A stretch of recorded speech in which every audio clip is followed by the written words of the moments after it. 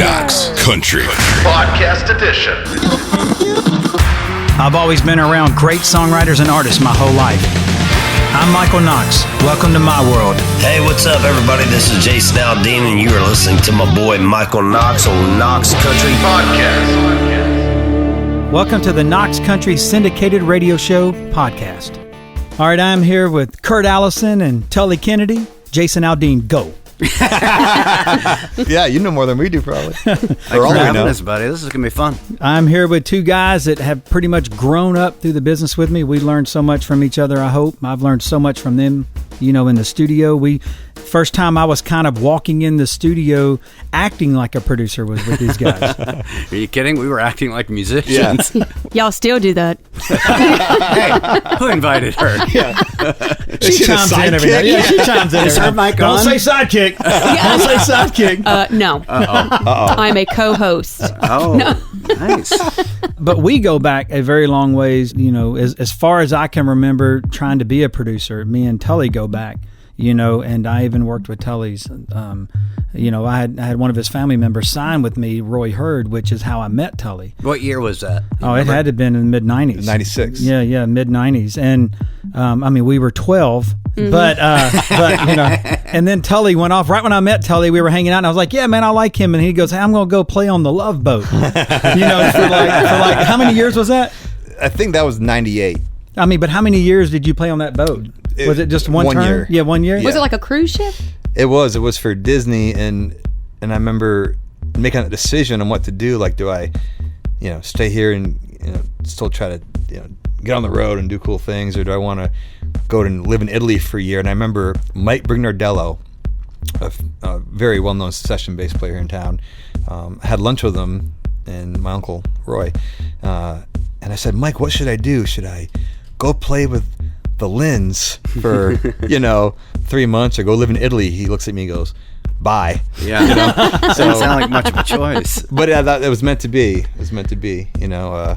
But then you came back, and I signed Jason around 98, 99, and then y'all kind of met and hit it off really cool. But when we were first doing showcases for Jason, Tully was kind of in charge of helping me put the band together.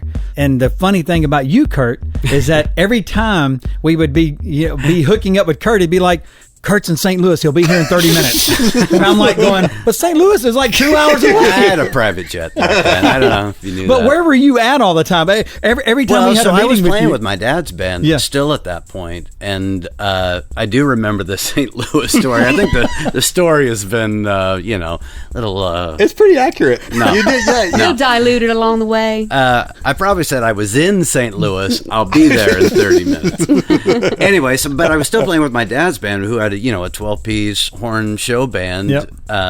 So, you know, I was trying to make $50. Now, I remember your dad's band because they always played the CRS party. Yeah. That's the first time I met them. And then I hired them for like a Warner Chapel party right. one We did the time. disco Were thing you for that playing with them then? Oh, yeah? Yeah, because that's how I first met you at CRS one year or something. That's Because right. I remember Jason got up and sang... like Superstition or Dobie something Gray. like that. Oh, that's right. Yeah, That's what it was. that's his karaoke go-to. Yeah. Dobie Gray, Drift Away. You know, That when was in always doubt, fun. They sing hired Drift my Away. dad's band for that, and for people that don't know, it'd be like a lot of the artists, especially that were big at the time, would come up and sit in and sing. It'd be whatever, Trisha Yearwood, Keith Urban, and whatnot, and they'd sing Disco Inferno. Yeah. And Oh, dude, it was great when we hired y'all for the Warner Chapel Christmas party. It was like the best karaoke night. It wasn't even fun. Yeah. Because like Gretchen Wilson got up, Jason right, got up, John right. Wendell Mobley, and you're like, where's anybody that sucks? Yeah, Is there I know. anybody that's bad? And y'all played awesome. And I remember but I Gretchen remember all that, man, like it happened yesterday. Do you still have those white leather pants? If I did, I probably wouldn't admit to it. Did I just admit to it? Yeah. Because I remember talking. I don't know if it was Tully or Jason, but we were talking, and it was pretty much Jason, I'm pretty sure. And he goes, "They buy girl pants." See, we were way ahead of our time. We were just ahead of the curve. No, but the first thing we all cut together where we all knew that we had something was that Skid Row song. Yeah, we talk about this a lot. We do. I remember you. I still have it. I can't play it anywhere because I think that's where Jason gets involved and gets mad. But I still have, I remember you, Skid Row, our first mix that we ever did. And going back to that, think about, and we talk about this a lot, your vision had always been there. You saw Jason, he was just kind of a country singer, but you knew he had this edge to him, and you wanted to surround him with guys that had some edge and a little rock feel to it.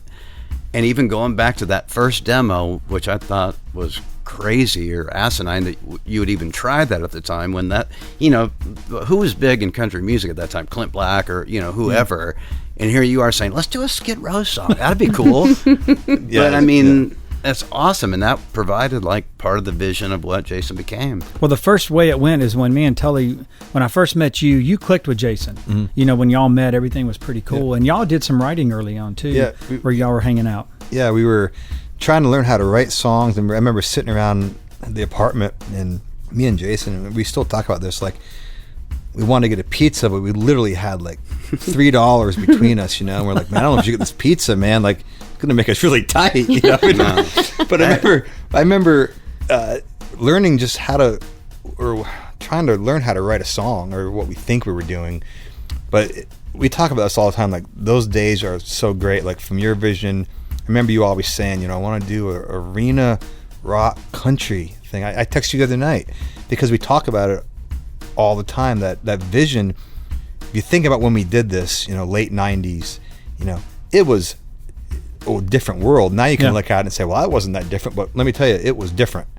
Like the way we were doing things, taking a bunch of unknown young guys in the studio that really weren't studio players, and just going for it. Yeah, but that came from all them writer camps that we had at Warner Chapel, and I was trying to build a studio showcase band for the writers' nights. You remember? And it was you guys, and I was, and so I'm like, hey, bringing y'all in, and all these LA guys would come in and insult us left and right. This is horrible. We were in the frying pan. These guys are, play something, and it was a great learning experience about how we can't let them dictate how we feel, because they never appreciated anything we were doing for them, other people, so, and I think that's what brought us closer together. And then we started doing the rehearsals, started doing, La Paz was our go-to place to eat. Oh yeah. It was big for us too, man. We get together and we knew that we'd have lunch. Seriously, that was big. Yeah, but I knew y'all were broke, so every Christmas we had no shows, but I would do a week of rehearsals. And they would get, and y'all would get like $50 a day. No, it was $100. You paid us well. Yeah. Plus La Paz, and at the end of each day,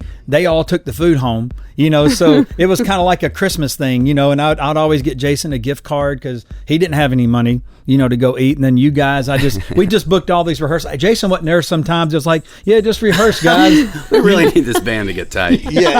No, it was those days. You look back in those days, and that's when we were building the bones of what this has become, which is, we're so proud of it. I'm so proud of it. I think about what we've all done together, and how that vision you had and the risks you took, bringing us in and sticking with us when, the labels said, no, we can't do it this way. And Mike said, no, we got to do it this way. Or otherwise it won't be that way. It won't be the same. I always want to ask you that too.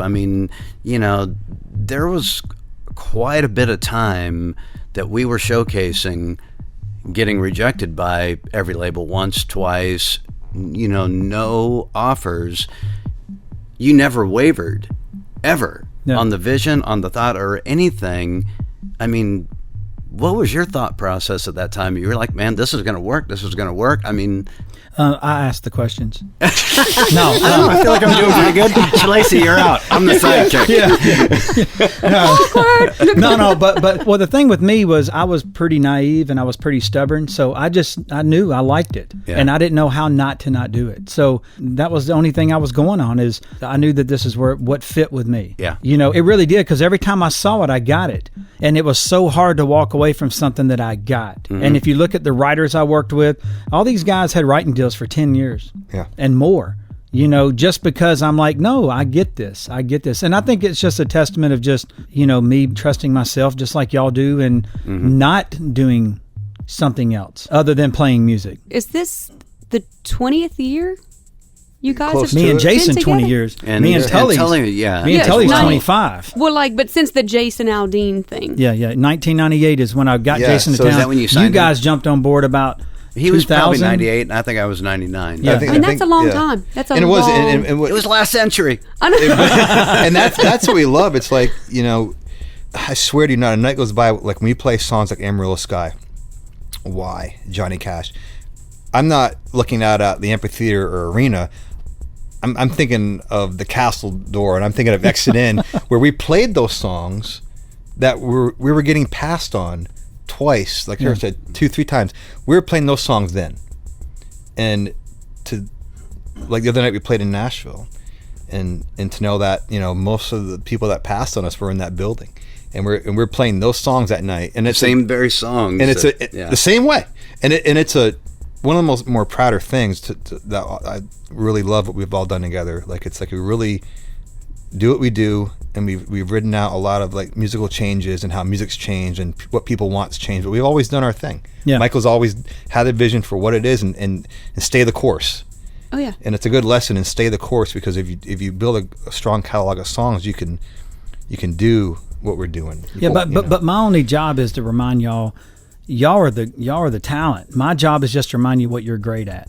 And I hope I do that every time we're recording or every time we're looking for songs. It isn't that I like something better than the other. I'm just trying to say, well, this is what we do best. Yeah. Right. And you just try to stay in that situation, because y'all are the elite band out on the road. There's not many bands with artists that when they talk about another artist, I'm not going to insult people, but they don't ever bring up their band.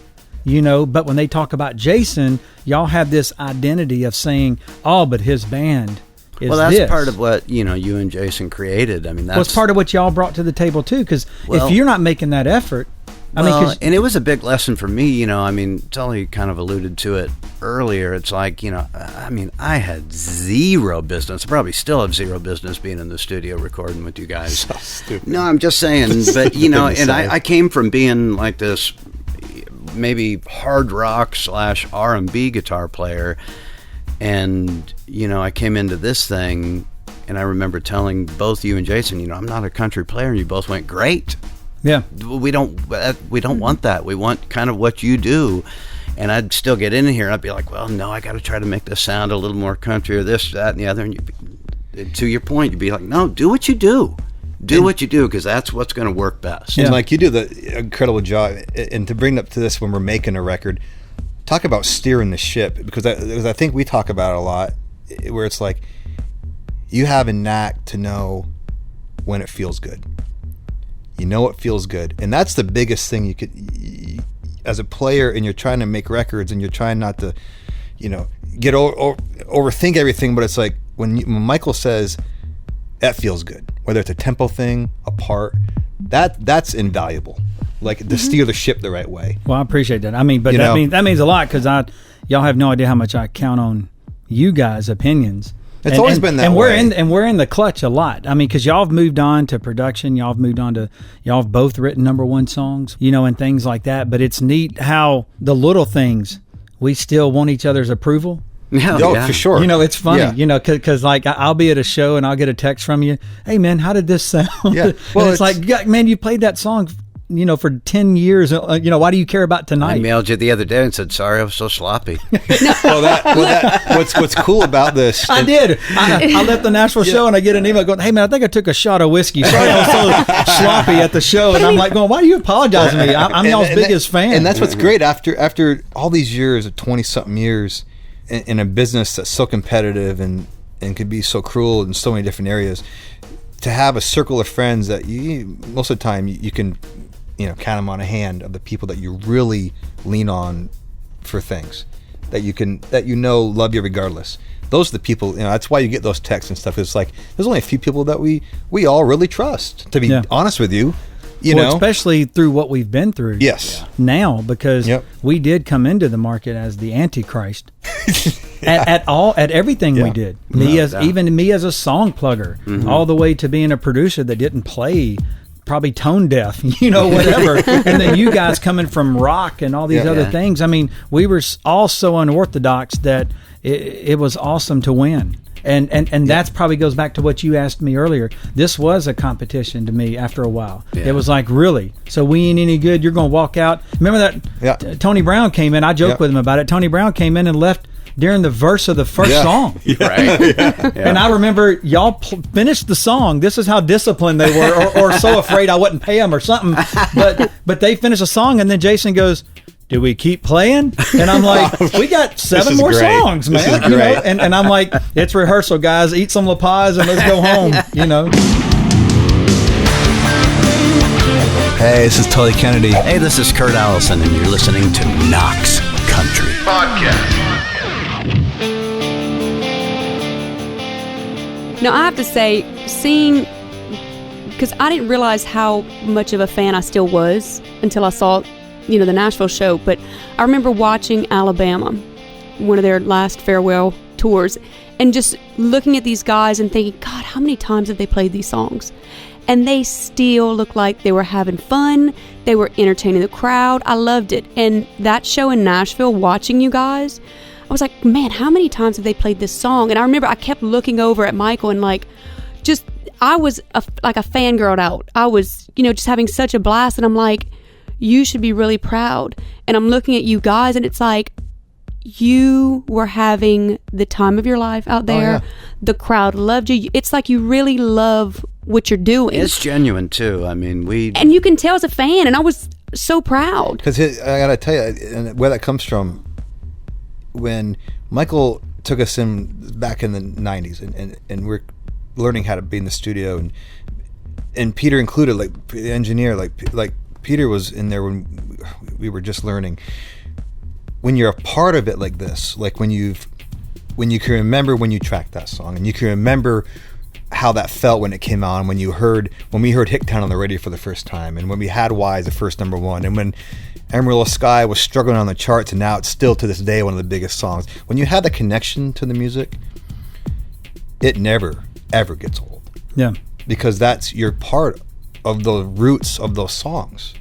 And, you guys make it look so but much fun. We're so having more fun. We're probably having more fun now than we ever have. Well, the funny thing is you're the best poser in the business. Thank you. On stage. You mean me? No, I mean Tully. Tully's the best poser. When the curtain goes up and y'all are in the silhouette, it's like, Tully. Yeah. You're the best poser. Redmond back there on drums is always, ADD, having his own. He's in his own world. I don't even know if he knows he's in concert. Because, he got his camera on and he's filming the back of his head and jamming.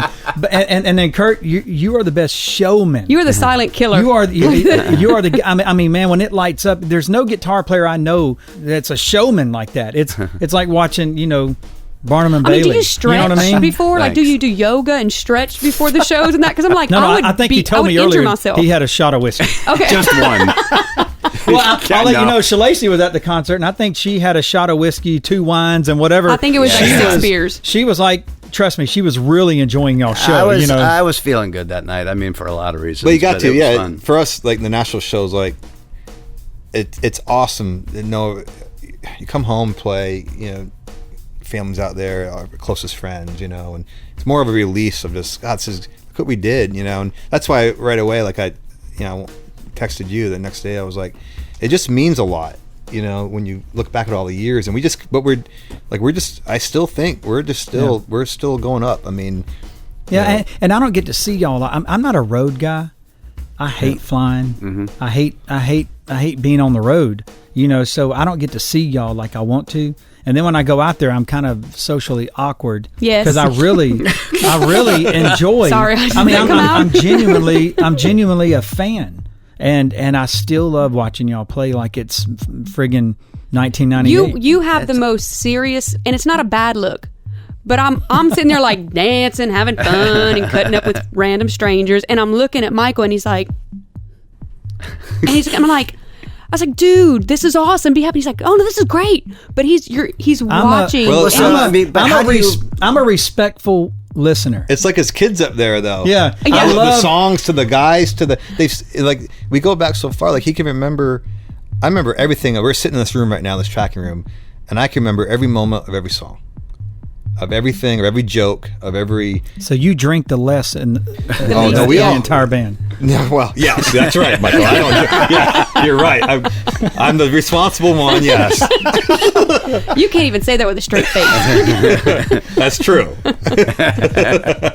But we learned so much together. I mean, because I was a song plugger that came into being a producer. Whatever. Peter taught me so much. Peter Coleman, just watching him. So I guess that's my thing. I'm a watcher. I love watching y'all perform. I love listening to the songs. It isn't anything. You look proud. You look like a proud I'm very proud. father. You should be. This yeah. is the proudest thing. I hate that we don't get to enjoy it more often because it really is a moment. And I think that's probably the part of the curse part of it, where you're like, you got to. I think you brought the word competitive, which is why this has all worked. You're competitive. We're all competitive. Like when we go out on stage every night, we're looking to kick someone's ass. Yeah. I mean, and if you don't have that edge, then you shouldn't be up there, because it's not like something we take lightly, and that's why we on the next record. Mm-hmm. Like it's been great, and keep pushing forward. Is why that mentality is kind of double-edged, because it's like you said, we don't ever really step back and enjoy it because there's no time, man. Yeah. I mean, forward, and there'll be little moments like maybe once a year we'll be at some gig and we'll go like, wow, this is pretty cool.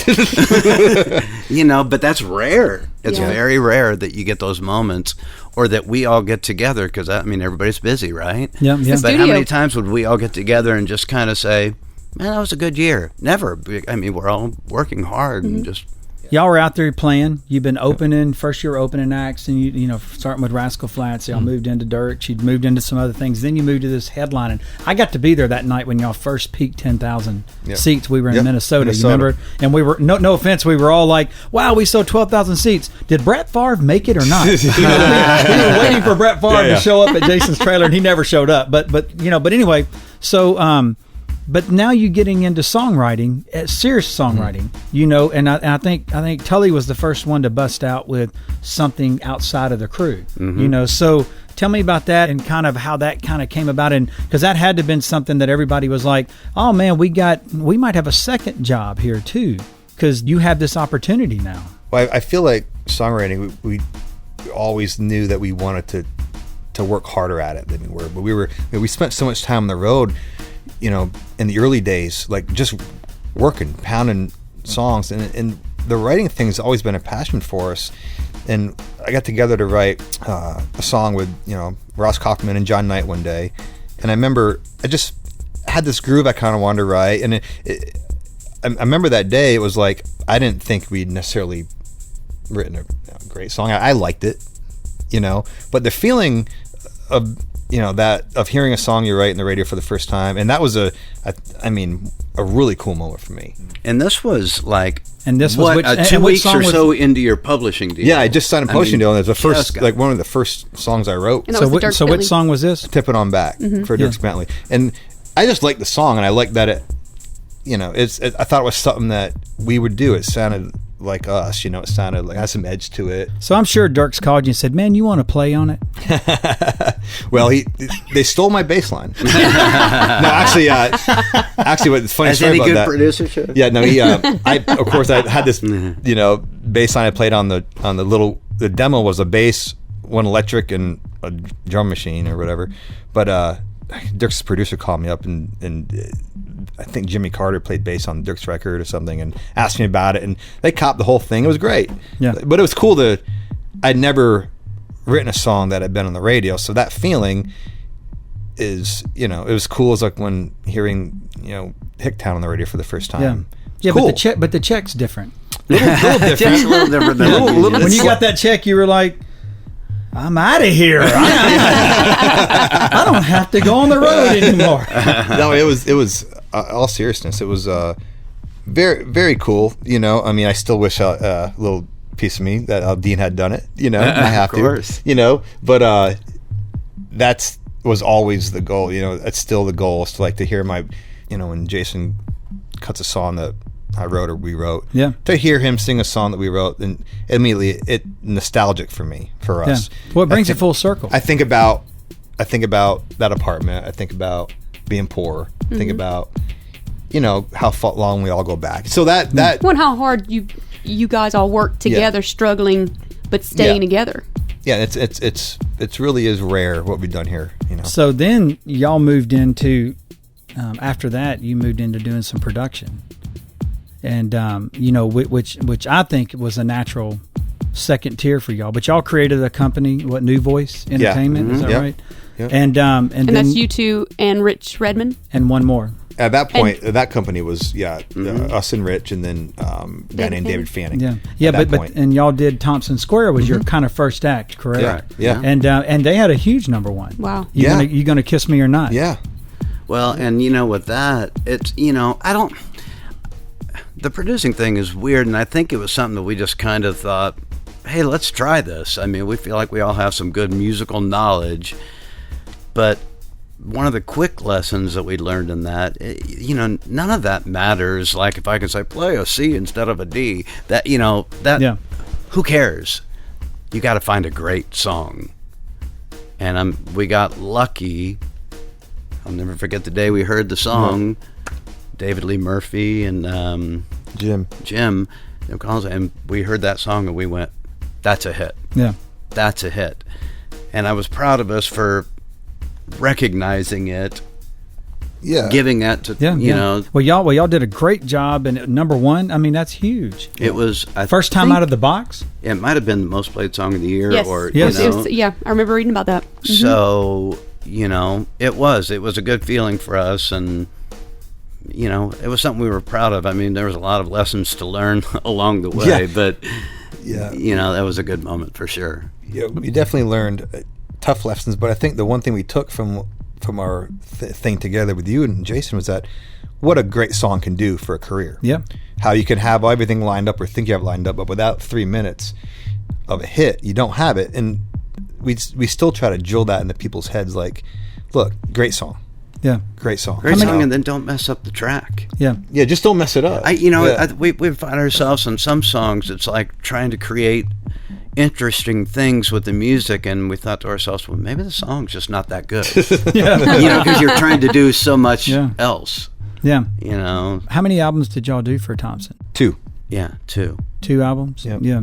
And I never got that. I always wondered, why record labels do this sometimes. They always got to try to point the finger at a creative situation, instead of letting the creative situation have more control of the creative situation. If y'all stuck with that band, I think y'all would have elevated even more and more and more, because I know there were other producers in line for Jason, but luckily that never happened to us, and we got to grow and get better. We had a tough second album, but we had an incredible third one and a awesome fourth one, and that's what I mean. I wish this town would let producers not be the blame sometimes and be more, hey man, it's kind of like that pitcher having a bad inning. Let them fight through it, see what they come up with. You know? And we don't take credit or blame, I guess, either way on that.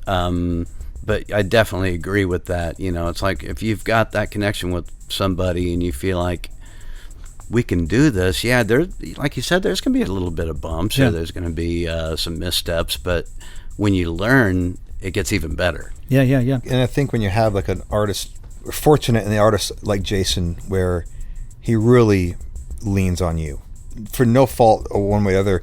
Artists, when we had Thompson Square, like they were young artists too. And I feel like when you have success, either you lean on your producer or you feel like you can lean more on yourself. And I feel like to no one's fault, had we had the spirit for the second record that was over the first record, I think it would have turned out differently. But that's okay. That's like all learning experiences, and sometimes you get the right pairing, and sometimes you don't. So what was the next production thing y'all entered into? I think Parmalee is what we ended up doing next, and they had a big number one with Carolina. Mm-hmm. Yeah, and that seemed like a perfect fit for you guys, even though there was 38 people in the studio. It was crowded. It was a band producing a band. That was a little frustrating. That was the frustrating part, because we were very insistent that from the world we came in, that you guys are going to play in this record. That's how we did it. Yeah. And we created a band sound. We want a band sound. We're not going to play it. We want the band to play it, which became wildly frustrating only because, like, I think we were maybe too much in our own players' heads. Yeah. Right? Yeah. Wouldn't you say that? Yeah. I a little agree. bit, you know? Yeah, but you got to remember, man, y'all had, look at the years Yeah. in the studio you had before you played on a record. Right. You know, right. And, You're right. And some You're right. bands are great live, and they might not be great in the studio, and it ain't their fault. It's just experience of the different sound with that headphone on than sitting in a crowded bar with It is, your amp and cranked it's, up. you know, to me, still today, I struggle with it because, you know, it's like that is a completely different sound than being out on the stage. I mean, it just is, and it's a hard transition for anybody. Yeah. Well, y'all are the best at it right now.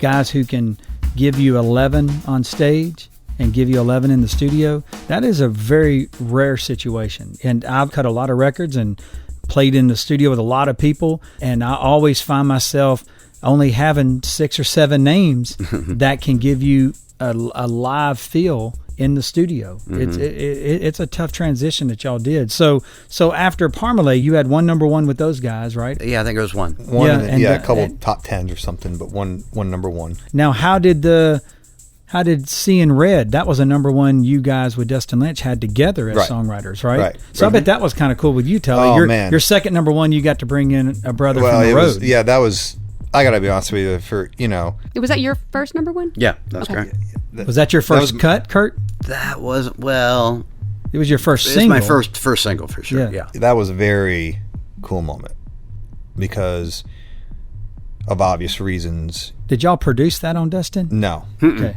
No, we didn't produce it. We just, again, we did the demo and, you know, sent it on. And I think it was something that we had actually played for Jason as well. And, you know, yeah, we obviously read it everything just for, wouldn't- I mean, and it just kind of fell into that. I think know. we passed on that. Yeah, we definitely did. Yes, there's definitely a pass email. I could dig that up. He's got them all. So, I got 'em all. When Tully retires, he'll go. And I wanted to send these to you as Yeah. well. Knox Country Podcast Edition. Some of you know me as a record producer for acts like Jason Aldean and Thomas Red. Others know me as the son of rock and roll legend Buddy Knox, Party Doll fame back in 1957. I'm Michael Knox. Welcome to my world. You're listening to Knox Country. Podcast. Hey, this is Keith Urban. What's up, y'all? It's your boys here, Florida Georgia Line. Hey, this is Little Big Town. And you're listening to Knox Country. You've entered Knox Country.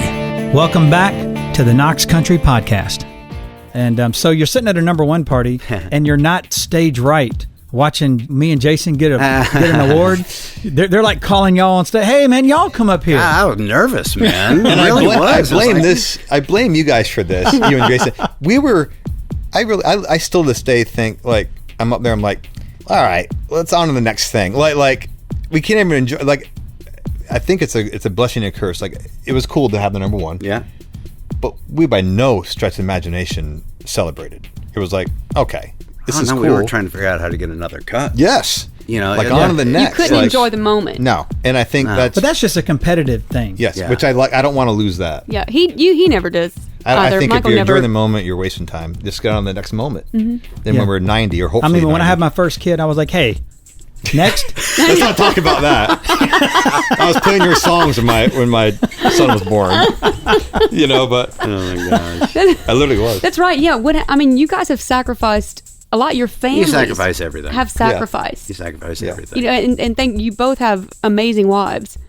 Oh, you to know, put up Do I with still us? have a wife? And wonderful- I hope she's there. So yes, she you, came to the baby. concert. The last. Yeah, she But might I mean, be there. it really takes a special spouse, Yeah. you know, to deal with it. I can't imagine, you know, because how long are you guys on the road? Like how I can't much are you imagine. It'd be gone? hard to deal with this anyway. Yeah, You know what I'm saying? But then seriously, giving y'all the benefit of the just doubt. really seriously, I mean, okay, so we're on the road X amount of days, and when, you know, Tully was first married to Alyssa, we were gone all the time on the road. And then this is also at the time that we're starting to try to produce and stuff, so, and we really don't know what we're doing, so we'll start at noon, and then we go to 3 a.m.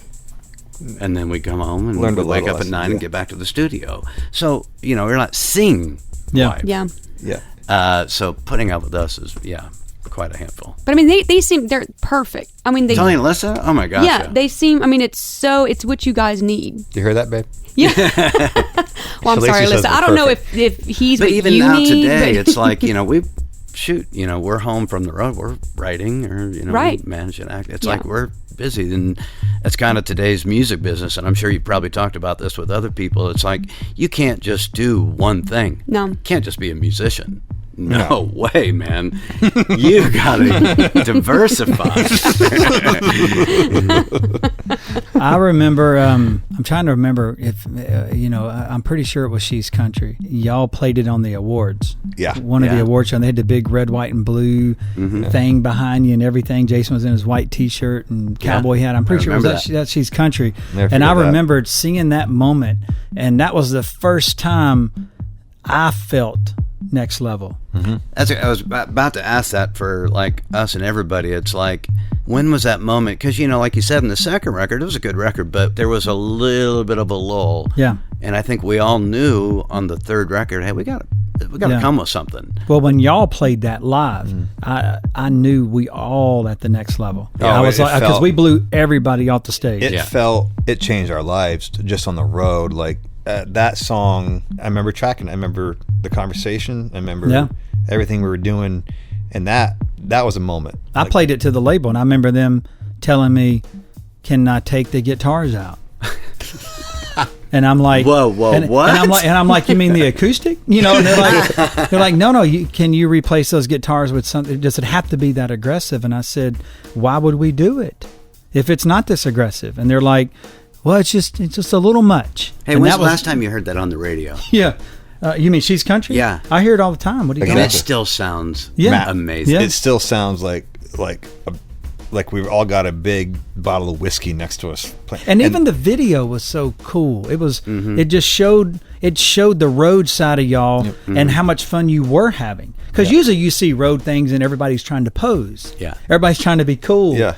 But y'all were sitting around laughing, cutting up. That whole thing made me feel next level. I think Jason on that video, his whole thing, and he probably told you this too, was like he wanted that Bon Jovi, what was it, Dead or Alive? Is that the video that's their road thing? He was like, God, I want that, and I think they kind of tried to emulate that. Well, the great thing he's always told me too about y'all's videos, he says, man, I never want it to be kind of about like me in a sense, because I remember us talking about this, and he wanted it to be an atmosphere, not a performance. So that's why y'all were always slow motion walking. That's why y'all were always doing atmosphere things. Yeah, it's an attitude. And that's the perfect video for our kinds of songs, so you can create your own kind of ending to it. Like Amarillo Sky, the video in the barn, man, that's the best looking thing you've ever seen. I still love it. That's still one of my favorite things every night. And I think about that, like that song and that, just all the, the memories around making those videos. And we used to really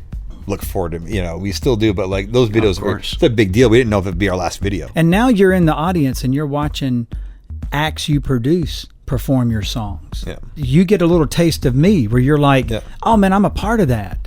I just didn't turn it in. I just didn't play on it. I helped create that. So how was that moment, seeing You're Gonna Kiss Me or Not, or something like that in an atmosphere like that? Did y'all have that moment where you're like, hey man, we belong here. This is who we are. Yeah, I think for sure for us it was always like, man, what can we do to, get to the next thing? Like we want to do this, and it's mainly about just getting through the hard work, right? And seeing the hard work pay off.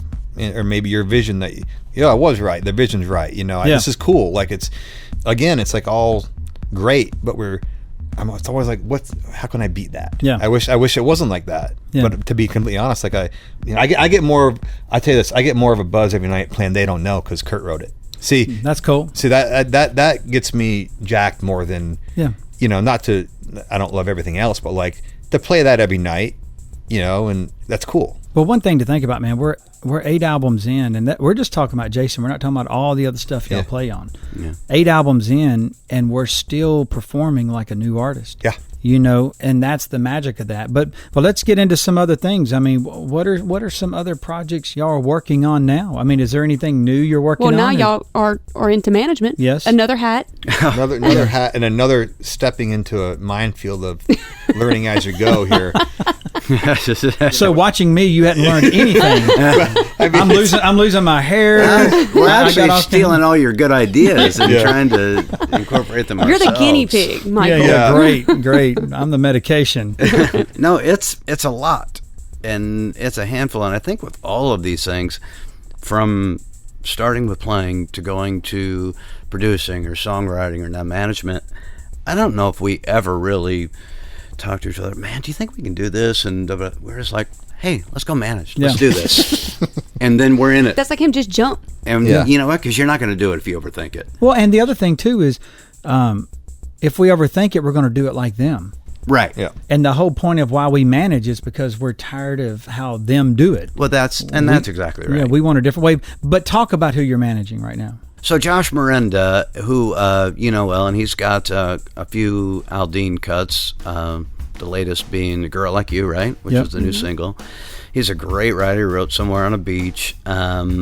We play some of his stuff on the show. Yeah? And he's great. You mean his new stuff? Yes. Yeah. And he's great, man. He's a great kid. He's a great artist. He's a great writer. We're still, kind of developing as we go. I don't want to say developing. It sounds like it's not there, because it is. But, he's still coming into his own, which is great. He's a good friend of ours. We believe in him a lot. How do y'all like pitching him? That's another different side to it. You know what that's like. Yeah. I know what it's like. Yeah. But I mean, it's frustrating sometimes because you know what you've got. Yes. And you're always seeing things that are working that you've got something that you think's better.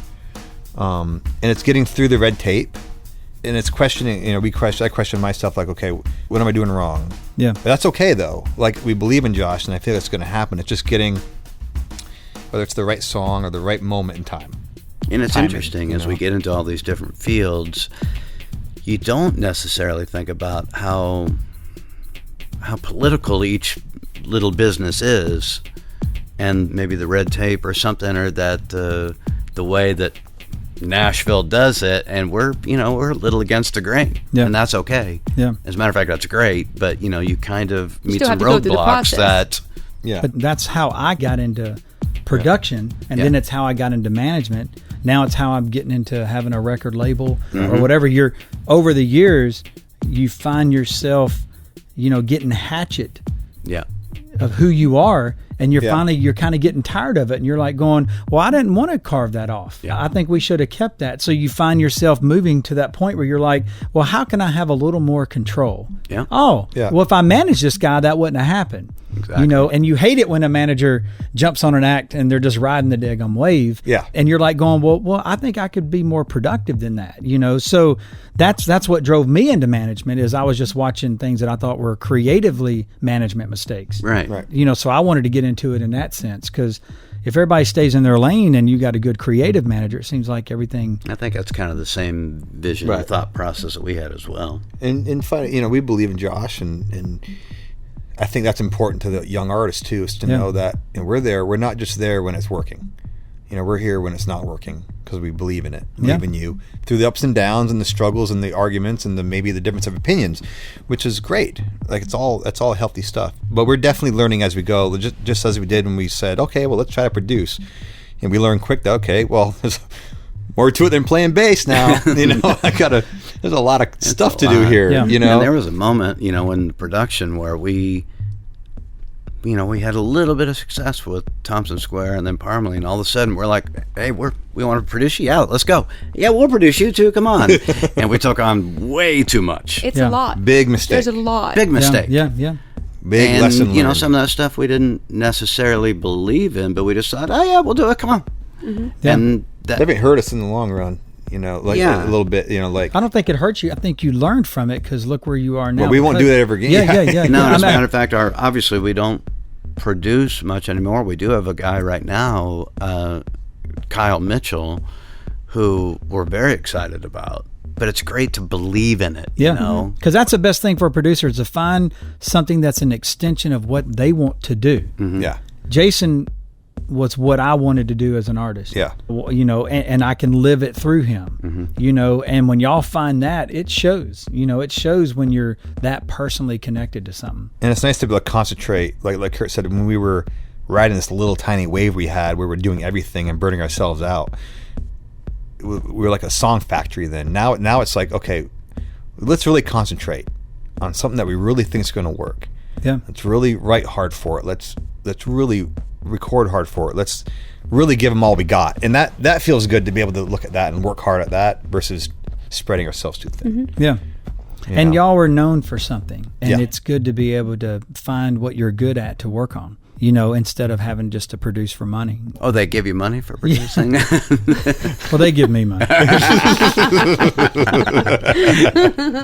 See, we're still missing a step. Dang, I should have filled out that form.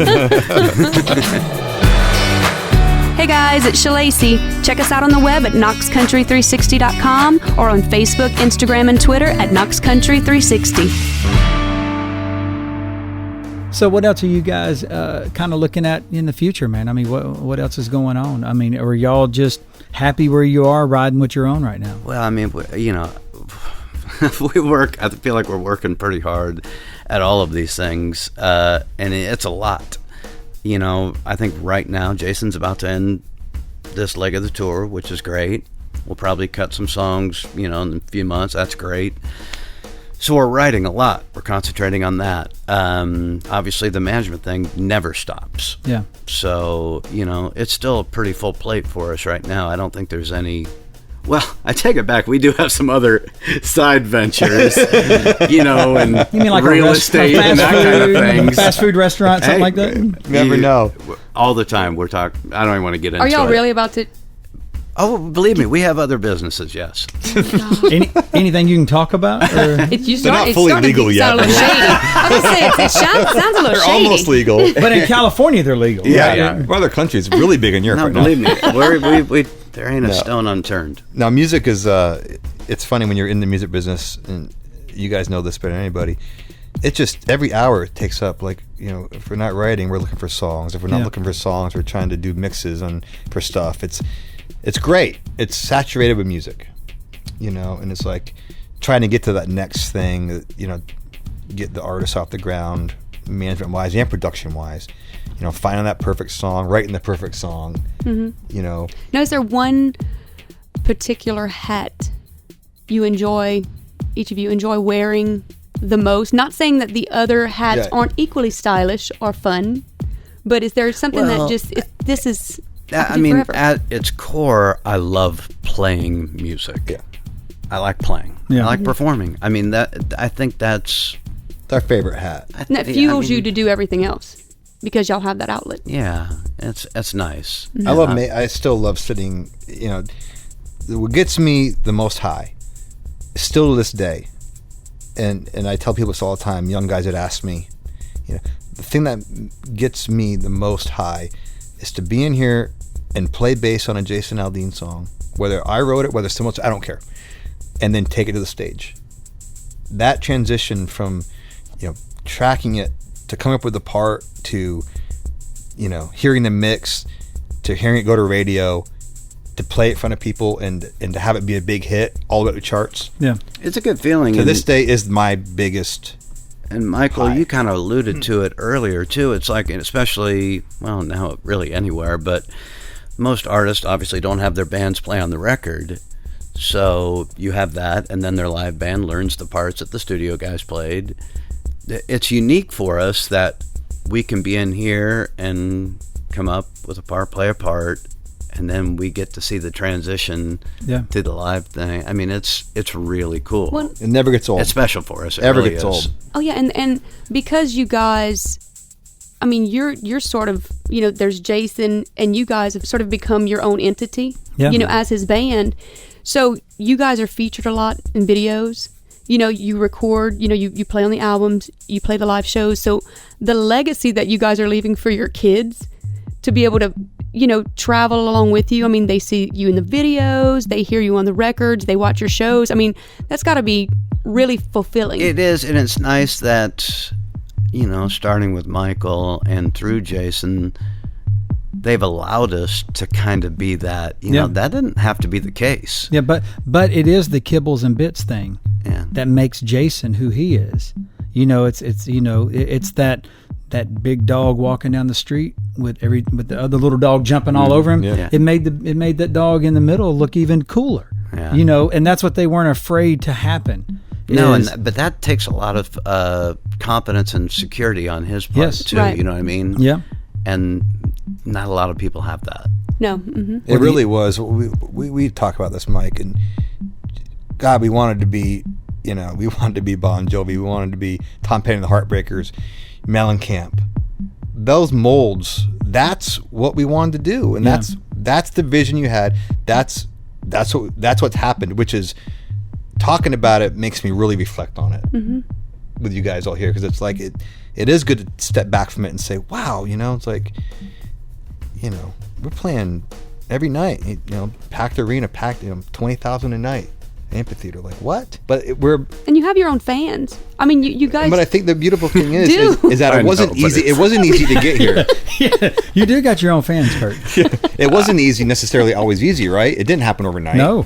So I think the blessing is that it didn't happen easy. So when we go out there or play on TV or play in amphitheaters, like, it's still just the band playing in a club. That's how it feels for us, like, because it didn't happen overnight. Yeah. It wasn't intimidating what we're doing every night. You know, I think we kind of took that stuff to, you know, even the TV thing. It's like, I think it helped us in a way, because it's not like, oh God, we're playing TV, there's a red light. Shoot, we played like on TV like we were in a club. Yeah. You know, and I think that was a cool factor in it all. But the punishment of all the showcases. Didn't feel like punishment then, though. No, I'm just meaning, Yeah. it's kind of like being a busboy spilling drinks. Eventually, you just don't. It doesn't affect you anymore. Yeah. Oh, I spilled something on table 3. You know, it doesn't bother you anymore. You know. Yeah. But Kurt, the biggest question to ask you is: you're the lead guitar player. So does it bother you when Tully's called lead bass?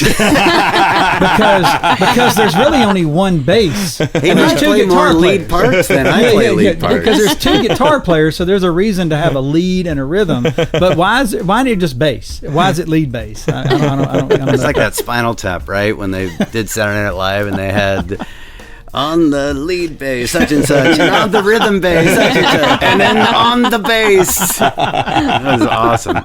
And the other thing too, guys, I know y'all get overwhelmed and overworked, but what helps me get through all those things is I just say, hey, Shalacy, can you do this? So y'all just need a Shalacy. Yeah, but there's only one Shalacy. Yeah. We can't find. You're We my try out favorite. Shalacy's. It's been a tough find, Right? really. Do you have a twin? I know. Well, I don't know if my sisters will No, you put don't up wanna- with what I do. No, I'm teasing. Her sister's great. No, but y'all do. I mean, is it just you guys? Right? Yeah, No? it's just us, and we're rocking pretty hard. We have a hard time delegating, I think. He did too. It's coming. It's going to have to happen. But if you know of anybody, feel free to. Sound a little desperate in my voice, but it's because it's true. It's happening. I had a hard time delegating He really until did. that first couple of times, and I'm like, This is fun. this is easy. Hey, Shalacy, deal with this. You know, But it is. It's like the relationship that you guys developed with Jason. Mm-hmm. You know, it took us a while to develop that relationship to put up with each other. We've hit 20 years. Yeah. Shalacy and I hit 10 years. You know, for 12 years. You know, That's crazy. Our teams have earned Yes. our place here. You know, I mean, we've worked hard for it. But guys, I love y'all being here. Is that be it? back, man. Are you shutting us down? I'm shutting you down. Because I had a lot to say. well, just go for it. No. Freestyle. Therapy. Freestyle. Therapy. What's your flow like? Kurt, go. Hey, no. No, but guys, awesome having you. Kurt Thanks, Allison. Mike. Love you. Thanks, man. Kurt Thanks for Allison, having us, Tully Lacey. Kennedy. Love you. Y'all are Thank family. you. Love you guys. Thank y'all for being here. I appreciate it. Yeah. Knox Country. Thanks for joining us on this episode of the Knox Country Podcast. Special thanks go out to co-host Miss Shalacy Griffin and producer Donnie Walker. See you next time.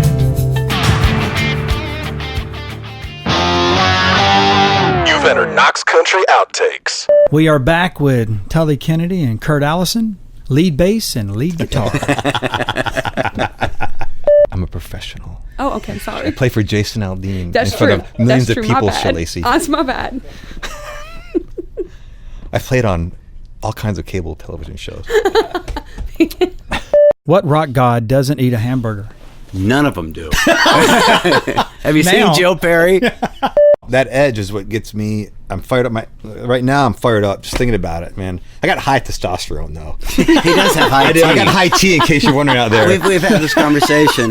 I'm thinking it might have low T. Low T and high T. It's the balance. Tully definitely has high T. I am fired up right now. Oh, yeah, we're yin and yang for sure. And if anybody's listening to sponsor for low T, I mean, maybe I can come in for a checkup. I don't know. I mean, I don't think those are big commercials. I can donate my tea.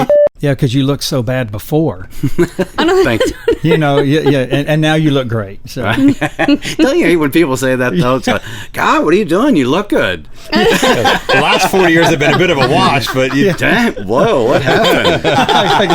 This is the ugly side of where we're at right now. I'll read what's on the teleprompter. It was all nice. We love you. You're so amazing. God, y'all are stupid. I got to check his... All right, give me some silence. Hey, what about me?